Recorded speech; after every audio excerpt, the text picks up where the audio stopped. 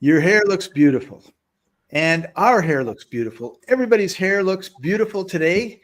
Uh, Welcome. You've heard it all before. You know, you take the banana diet and you lose weight. You take the carnivore diet and everything works wonderful. You're a vegan, and man, oh man, you're in paradise and utopia.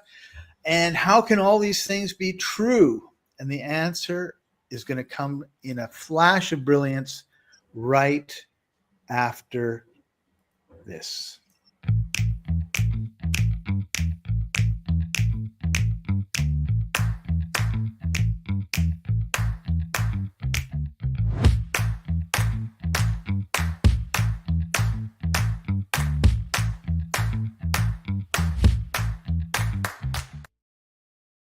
Welcome, everybody. This is the Life Enthusiast Health Shots podcast, restoring vitality to you and the planet. I'm your co-host, Scott Patton. Joining us, as usual, is health engineer Martin Patella. Hey, Martin, how are you doing today? Good. I stuck my finger in the socket and my hair became straight up. Yeah. It was my attempt to get energized. Right. Hi, George.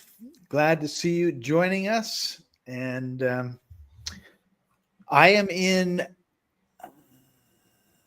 brain fart world. Let's call it Santorini, Greece. Santorini. I had sanatorium in my mind, which it should be because it's such a beautiful place. It is.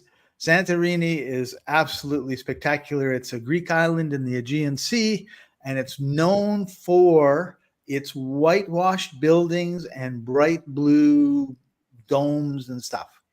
And so I was told why it was whitewashed.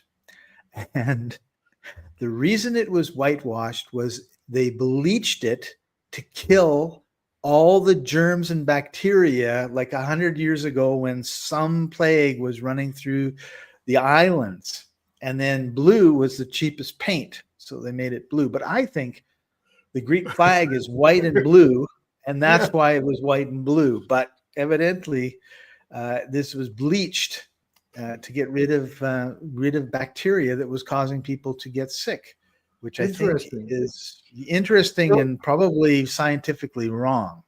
I don't think so, because you will hear that the sunshine is the best antibacterial or antiviral or whatever a bleaching agent, right? Like your UV, as in ultraviolet radiation, is the best sterilization thing you can come up with. So right, sunshine. Is that why you would paint it white? Well, so that will reflect the most, so it will radiate the light everywhere. So I follow this as most reasonable. Okay. Well, we'll wait for the fact checkers to show up and tell us. Yeah. Okay. Anyway, I love the island. I went on a tour today, a half-day tour. It was spectacular. There's a red beach, a black beach. There's a beach with white, I'll say small rocks, like really small rocks, not pebbles. And they're white. And when you pick them up, they're incredibly light, like, oh, I can't believe how light this is. It was the ash from the volcano, because this is basically an ancient volcano that got flooded. And it's the ash from the volcano. And it's like, you know, when you scrub your arm, you do that with those rocky things. Well, that's what it feels like. That's called pumice. Yeah, really. Thank you, George. Really, really light. It was shocking, right? Because the guy I was with, he picks it up and he says, here, and I hold it, and I was like, whoa, that's really light. Comes from the volcano, so really, really cool. And so there's a red beach, a black beach, a white beach. There's I've never seen such blue ocean as I've seen here. It's just incredible, and the formations from the volcanoes and everything. So one of the things I think is really important for your overall health is getting out into nature, getting into the sun, seeing things that you just go like, wow, this is really beautiful. And usually everywhere we are, there are things that are really beautiful, like whether it's waterfalls or beaches or mountains or snow-topped mountains. And it's just important to get out there. So, all right. Yeah. Well, that's my week. I'm heading tomorrow to Lisbon, Portugal for a couple of days, and then I'll be back in the Americas. It won't be in the middle of the night for me to be on these shows, so I'm happy about that. Oh, poor Scott. The suffering that we put him through. I know. Nobody has any sympathy for me. Yeah. All right. So before we get started, Martin, you and I met with an amazing fellow, Fred, and I don't remember his last name. And he Kaufman. was, and I think we should talk a little bit about, briefly about what we talked about yesterday. It's a video, by the way, that's going to be in our members only area because it's full of stuff that they don't want you to know. Let me get off camera for a second. Where is that thing hiding? I had it somewhere right here. And sure enough, I was going to show it, and I can't find the darn thing because I wasn't prepared for you to open up about it. So you know me well enough to know, right? But one of the things that was really important out of that conversation yesterday is the idea of energy, right? Like we never give it its due. Like we have electricity. Well, what is that? It's energy that I guess goes through copper wires to turn lights on and heat and all that sort of stuff. Yeah. And we never think of the energy that impacts us, right? Like from a spiritual perspective, from a non-visual perspective. And he's created these things that are just astounding and actually really change the way people should be thinking about creating a healthy environment, right? Mm-hmm. Whether it's the air, the water, the electrical energies and EFMs and all the rest of it that are around us. Right. Well, he's not the first guy who has come up with finding a way to harmonize water. But the whole thing is that we are in water, made of water. We probably got created somewhere in the ocean or on a shore somewhere. The early life forms were probably in the ocean and so on. And he came up with a lovely way of clearing energy issues out of water. And so, we'll be talking about it soon. We'll do a whole talk about that. But you told me that today we were going to be talking about energy and not vibration. So it's kind of related, but right. Well, we're going to talk about metabolic typing, how we can, and we've talked about this a lot, but I wanted to talk about it a bit more, right? Yeah. So, well, let's start from the place of where energy is converted or created out of food, right? And it's the mitochondria. Inside every cell, you have these tiny little organelles that originally started as bacteria that were kind of absorbed into our cells. Like when you follow the whole developmental process, it's very fascinating. And inside of these mitochondria, energy is created. The ATP is created out of glucose. And glucose is released by splitting apart of starch, especially. I mean, there's fruit sugar, fructose, which is one part glucose, one part fructose. But then I'm wrong, misspoke. Our sugar, the sucrose that we know from sugarcane and whatnot, that's one glucose, one fructose. Fruit sugar is all fructose, 5 atoms of carbon, whereas the glucose is 6 atoms of carbon surrounded by hydrogens. Hydrocarbon. Isn't that funny? Like we call it carbohydrates when it's in food, and then we call it hydrocarbons when it's in the petroleum, the stuff that we dig from under the ground and burn in our automobiles and factories and whatever else, right? Right. But they're the same carbons and hydrogens, nothing else. It's just fascinating. Anyway, so we take glucose and we convert it into ATP, adenosine triphosphate. And there we go. Some of us are really good at this glyco, shall we call it that, or carbo-oxidative. So some of us have this preference. Others are the lipo-oxidative preference, and lipo being fat. And so So burning sugar or burning fat. Yeah. Mm-hmm. And so fat is about 9 calories per gram, and glucose is about 4 calories per gram. So by volume, you get more energy out of fat than you get out of starch. So when you're trying to go 1-for-1, you would have 2 balls of carb and 1 ball of fat on your plate. Right. Protein is the extra. Anyway, so the energy. Metabolic typing that you asked about is a method by which we are able to determine what the dominant way is for any one person. And there's a difference. Some of us are better vegetarians, others are better hunters.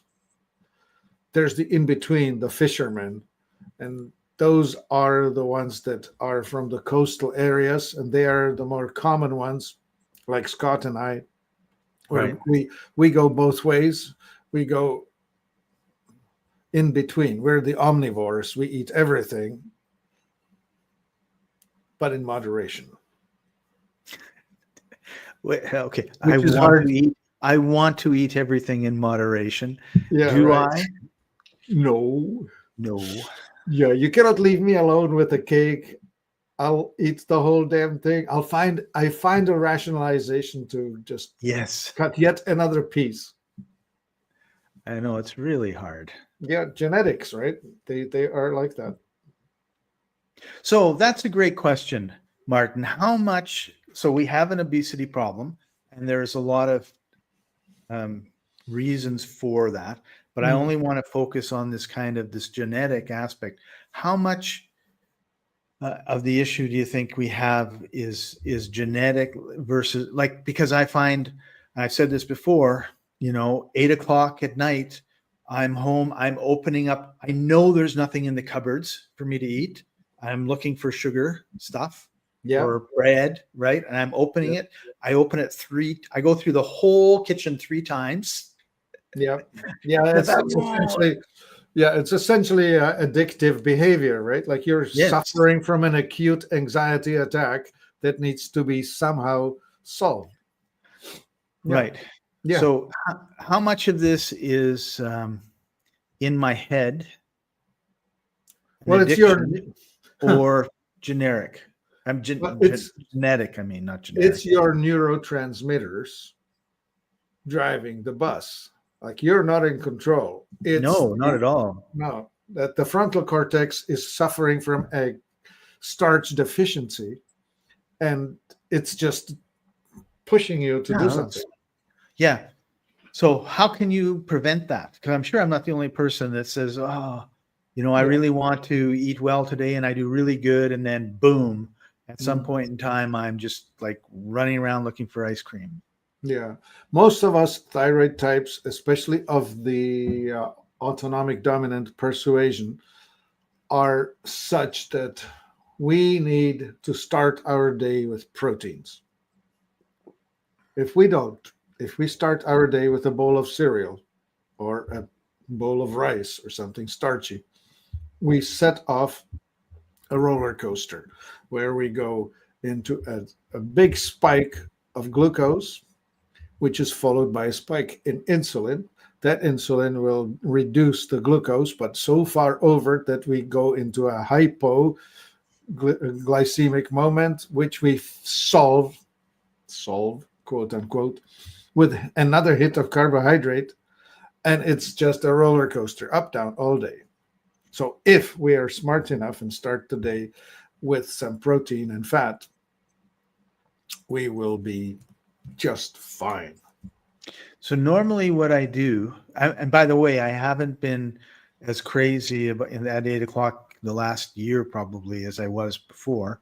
But I'll start the day with 2 eggs, and I fry them in coconut oil, and I'll shred some cheese and stick it on top, and a sausage. Do you eat any carby things with it, like cabbage, carrots, whatever? Potato? No. Nothing. No. Well, I will sometimes have a fried egg sandwich and 2 slices of bread with it All in right, between. there we go. All right, which is fine. As long as you get that protein in, you'll be okay. And Yeah. that's Scott's metabolic dominance. That's his genetic heritage. It's not negotiable. It is given to him by his ancestors, because his ancestors from the British Isles were Yes. folks who ate, the Mutton. coastals ate fish, and the inlanders were eating haggis and other Mutton. awful things. Mutton. Mutton, Mutton.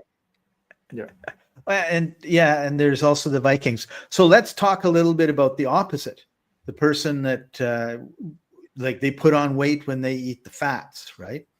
Well, okay, so when you have the other dominance, the adrenal dominance, then for you, fat is the weight gain tool, and salad would be the weight loss tool. So on a keto diet, the What thyroid, what about the like, carbs? yeah, well, the thyroid dominant, like you or I, gain weight on carbs and lose weight on fat, and the adrenal dominant is flipped.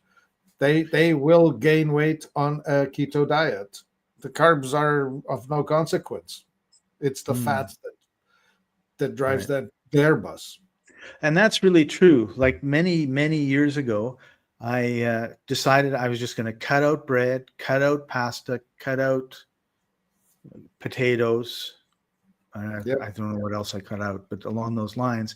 And after about 4 months, I had to go in like 4 months. After I'd done this for a while, I had to go to some place that I needed to wear my suit, but my suit was too big.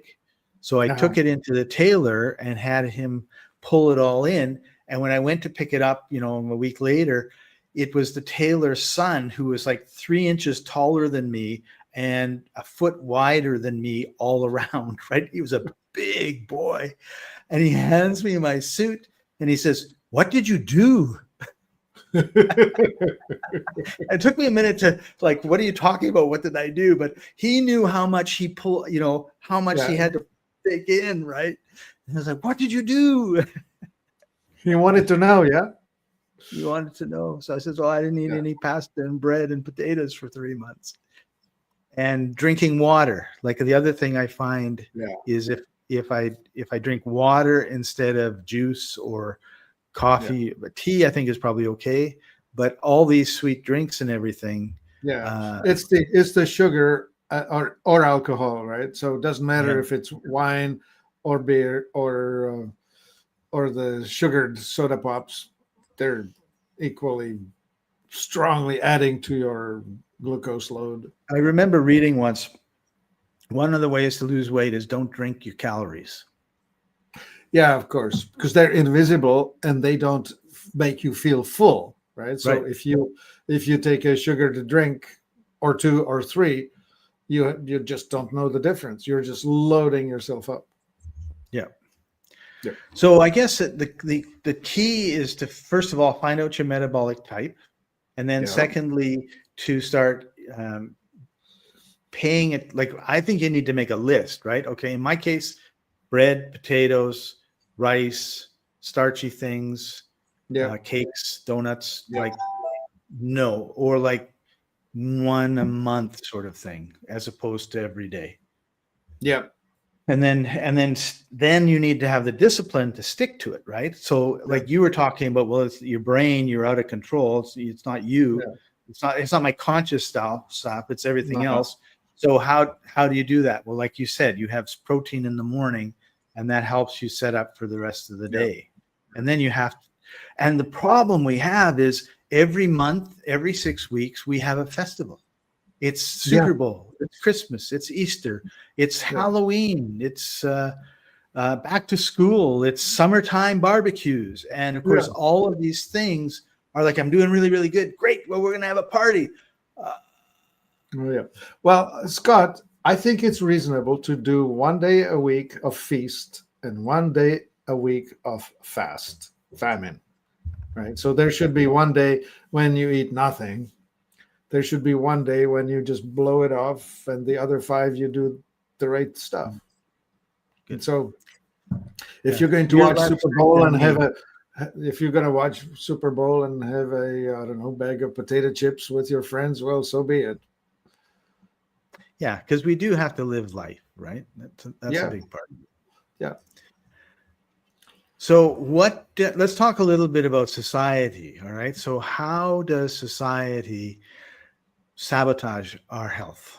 And I'm talking about like the food and the metabolic ways, right? Like, first of all, we have commercials on every 15 minutes. Well, you know, McDonald's and you're loving it. This is a funny story, right? When the tobacco companies like the R&R Reynolds and Philip Morris and the likes saw the writing on the wall that they're going to have their toys taken away because the society decided that advertising of cigarettes was going to be a no-no, they actually took their money and bought a whole lot of food companies. These days, if you go look, the Kraft and the Heinz and the Nabisco and whatever, that's all owned by tobacco companies now. And they employed their best scientists who invented the ever so addictive cigarette, and they deployed it into the making food more addictive. So they really worked hard at creating the most seductive food. I would call it food porn. Right. It's not real, but it sure wants to be consumed. And we want to consume it. Like, once we get a taste of it, it fires off all the right things, and we want more. Yeah. I had an experience with Doritos because I'm from far away. I grew up without any such thing. And I think the year was 1979, and I met a bag of Doritos. And I thought that I could just have one or two like the other people and be fine with it. Oh, no. I had to go back and sneak into the shop. It was a huge bag. It was a big bag, commercial size for the lunchroom for many of us to share. I had more than my fair share. It called me. Anyway, that's a story, right? So just to go on a slight sidebar, we talked about fasting, and George says, I get the willies whenever I hear the word fasting. So how can we help people? Because I agree with you. I find it hard to fast for 24 to 36 hours personally. 24 but, what's that? Well, look we as hunter-gatherers back when had feast and famine. When we brought it in, we roasted it on the campfire and we ate it until we were bursting at our seams. And then for the next 2 days, we kind of like didn't eat anything. And then we started feeling hungry and went hunting again. Right. And even in the biblical times or biblical.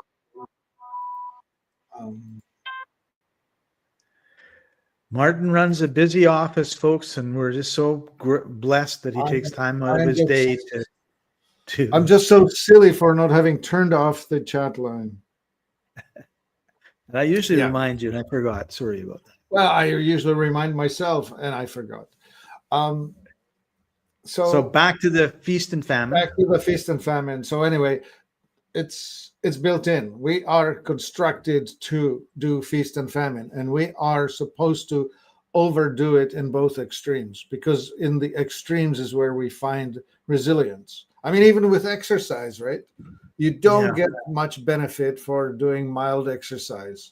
You need to push. Yeah. So you need to push. Well, and so that actually is a really, really good talking point. I'll put it that way, Martin. Like, you have to create the habit. And for me, like, there are some people that can just go and do everything on their own. They don't need it. The motivation comes from within or whatever, right? That's not me. If I want to do something, like I went to hot yoga for 6 years, 3 times a week, except in the summer, and but you had a partner to go with, right?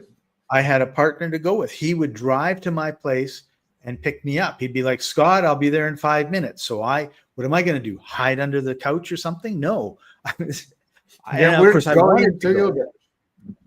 So he would pick me up and he would drive me. And then after 3 months, he went away. But by that time, another friend of ours was going to the hot yoga. So he picked me up And that was like another month. But after 4 months, everyone was gone, and I continued to go for 6 years because I had developed the habit. I developed that, I want to go, and I had developed, and I think oftentimes where we lose, because I was just thinking like I want to do more exercise, and then you just said what you said, and I thought, yeah, like if I really want to exercise, I need to find somebody to go exercise with, whatever it is. I'll walk. I will, wherever I go, I'll look where's a mile from where I am, and I'll go back and forth on that. I don't have any problem, but I want to do weights and that sort of thing. And so either I got to pay the trainer or I got to find someone else who wants to go. And then it's like, come and get me, because I have lots of excuses not to go. Right. I mean, good reason. Don't have for you, because you're so nomadic, establishing a routine is pretty challenging. It is very challenging. Yeah. Because it could be, I can get up at 8 o'clock in the morning here, and that's, 7 in the evening where you are. And then the next thing you know, I'm where you are, and my whole time thing is totally screwed up. Well, just that, but plus, of course, your favorite gym is 4 or 5 time zones away or whatever. Right. Well, I'm the other way around. I'm a bit of a loner, and I don't care one bit of going into the gym. So I have to figure out how to do it at my place at a specific time. And I have this routine is that I'm not allowed to eat lunch until I do my circuit. That's a good idea. My circuit is, 20 squats, 20 push-ups, 20 this, 20 that, rebounder, blah, blah, blah. And so I just don't allow myself go have a lunch. So when I start feeling hungry, it's a strong signal that, I have to first exercise. Right. So it's just a mind program, right? Just installed. But you've also created the habits, right? Like, you know what the routine is. Yeah. Which I think is really important, because a lot of times people are like, I don't know. And we both have these two voices in our heads, right? One of them is that whiner that says, "Oh, come on, give yourself a break. You don't need to do it today." And the other one, the commander, says, "Oh, you stupid lazy, get with it. Get on it. You will regret not doing it." So, and Martin, speaking of doing it and getting on it, I want everybody to watch this for the next 10 seconds.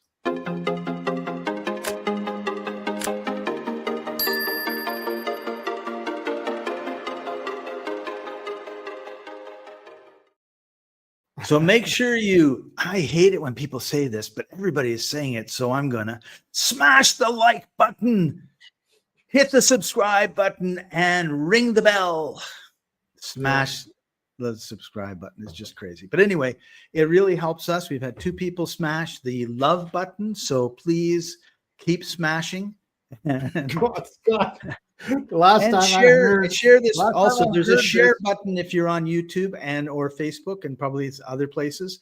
Share it with your friends if you think what we're sharing and talking about is helpful. Yeah. Last time and I heard leave the comments smash, too, by the way, in the context of matching 2 pelvic areas together. So I don't know. George says obey. Obey. You can make a real big change in people's lives when you share stuff, and you don't have to be preachy about it, and just introduce us, and all of a sudden a lot of problems that people have go away. That's one of the beauties of Martin's work, is it makes a huge difference in people's lives. It certainly made a huge difference in mine. I just had my 69th birthday 2 days ago. And Lord. I even didn't remember to send you flowers. Damn. I was crying. And but I'm on 0 medication, and I can walk up and down stairs, no problem. And I definitely want to improve some of my thigh strength and a few things like that. But I went to Mexico with a buddy of mine who's about 9 years older than me. And we unpack, and he pulls out this huge thing of pills, what he has to take every day. And it's like 10 or 12 pills a day. It's like, holy smokes, man. Oh, don't be looking down on him. You take stuff. It's just that it's not in the form of pharmaceuticals. Right, with bad side effects. Yeah. George and I are the same age. Yay! Hey, wow. Well, my brother is the same age. So you both are my brother's age. Hey. So, Scott, we were going to need to close this show down pretty soon now. Yeah. So And, let's. We want to talk about a couple things quick. First of all, what is your metabolic type? I don't know. Well, we have a test, the Advanced Metabolic Typing Test, and we're going to find put it out into because it's going to make a big difference. I'll answer two questions: how you get nervous or depressed, and how you gain weight or lose weight. Big deal. When you know those two answers, your life is so much easier. Because anxiety is also connected to what we eat. You may have an anxious life. You may have reasons to be anxious, but whether or not you can deal with it or not depends a lot on whether you're acidic or alkaline. And unfortunately, so here's the big thing. Anyone that tells you one diet solves all your problems is wrong, because we have individuality. We're all individuals. We're all slightly different. We have themes, right? Like I'm a blue theme and you're a green theme, or whatever, however you want to put it, which can help you and guide you. But there's not. So what'll help, like Martin said this earlier, what helps me might be, what helps me lose weight will make you gain weight. So you just can't, which is why diets are such fatty things, right? Because a whole bunch of people have a good result. They tell all their friends do it, and they don't have the same result, and it's gone. Second one we want to talk about is Nanosoma liquid. This is life changing. Yeah, that thing is a regulator. It helps the mitochondria. I mentioned mitochondria, where the energy is extracted out of food. If you have low energy, you don't repair, you get sick, you don't have power to digest, you don't have strength to think. It's supremely important. And this is a tonic that tunes up and torques up your ability to deal with food, deal with supplements, deal with healing and everything. It's super. And the last one we want to touch on is ATP Energy. Oh, yeah, that's a cool product. Yeah. So that thing is loaded with life crystals, and those are the little bits of energy that will greatly improve your functioning in the world. If you find yourself lacking energy, whether it's for physical or mental or metabolic or, I don't know, healing, anything, energy, ATP is what you need, and this delivers it straight. So it's awesome. And I think we'd want to tell everybody that if you go to life-enthusiast.com/appointment, you can schedule a 15-minute free consultation with Martin. There's no sales job. He'll listen to you talk about your issues, and he'll give you some amazing advice based on 70 odd years of experience. Well, maybe 45, but all right. Well, 45 years of studying, right? Yeah. Like, every week, Martin, you spend time listening to experts in the fields talk about different things. I mean, it's not like you've got it all figured out 30 years ago and have never learned anything since. Right. And, this field is advancing. There's either more material to know or a better way to tell it. Right.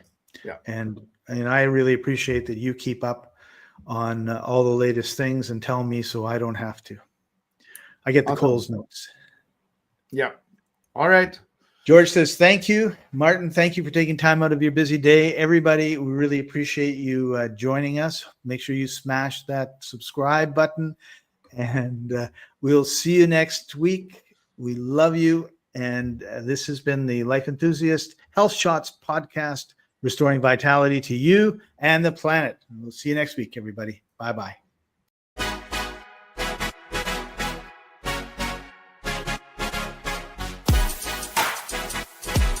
Hey!